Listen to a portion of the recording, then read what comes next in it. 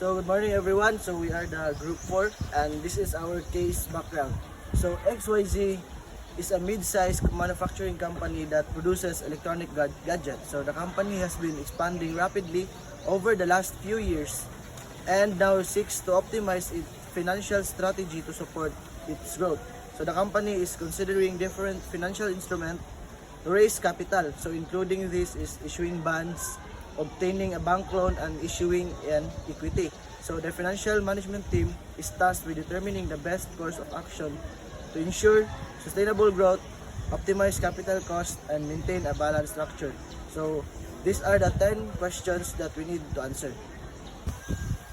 The answer of number 1, K consideration for XYZ Ltd when deciding between equity, debt, and bank loans.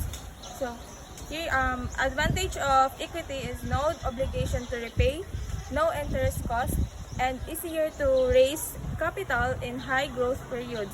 The disadvantage of equity is dilution of ownership and control, potential for lower earnings per share.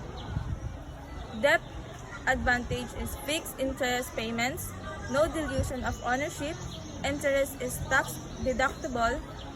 The disadvantage is repayment obligation, interest cost, and increased financial risk. Bank loans advantage, lower interest rates compared to bonds, and flexible repayment terms. For disadvantage, can be hard to obtain, higher interest rates than bonds, for larger amounts requires collateral. Factors, interest rates affect cost of debt, low rates favor debt, high rates favor equity. For control, equity financing dilutes control, debt allows the company to maintain control. Answer for the number 2, assessing the cost of capital and WACC. WACC weighted average cost of capital is the average rate of return a company must pay to finance its operation via debt and equity, weighted by their respective proportions in the capital structure. Influence on decision making. A lower WACC indicates cheaper capital. If debt is cheaper than equity, increasing debt can reduce WACC. Impact of debt and equity on WACC. Debt increase financial leverage and can lower WACC if interest rates are low. However, increasing debt also raises financial risk. The answer of number 3 is impact of issuing equity. Dilution of ownership. No shares dilute the ownership and control of existing shareholders. Shareholder reaction. Existing shareholders may require negatively if they feel the control or value of shares will decrease. So risk of debt financing.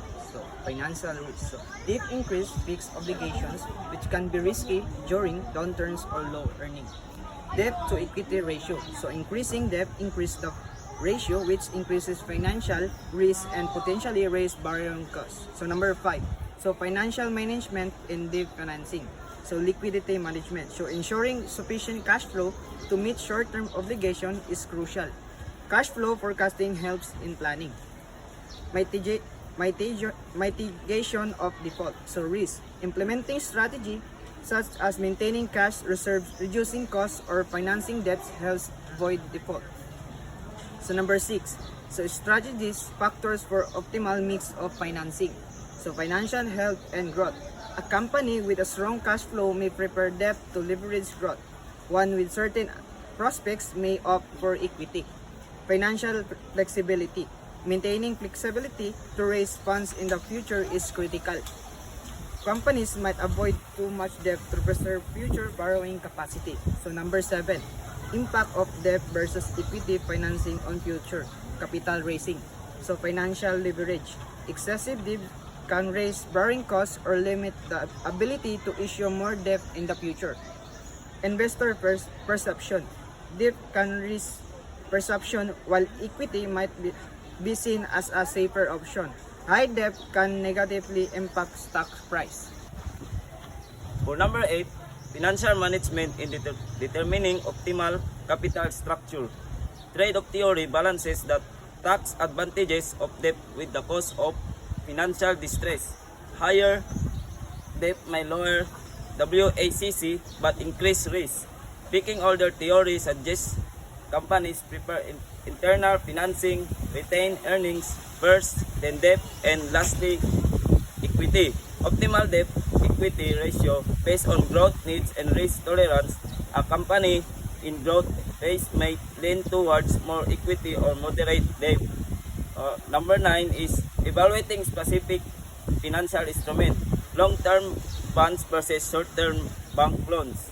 Choose based on cash flow, stability, and risk appetite. Long-term bonds might be more suitable for stable long-term needs. Banks loans for short-term flexible needs. Fixed rate bonds versus floating rate loans.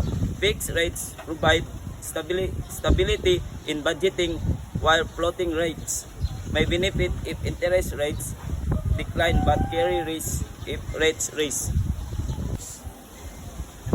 For number 10, environment impact, interest rate. High rates make debt more expensive. Low rates favor debt financing. Inflation and market condition.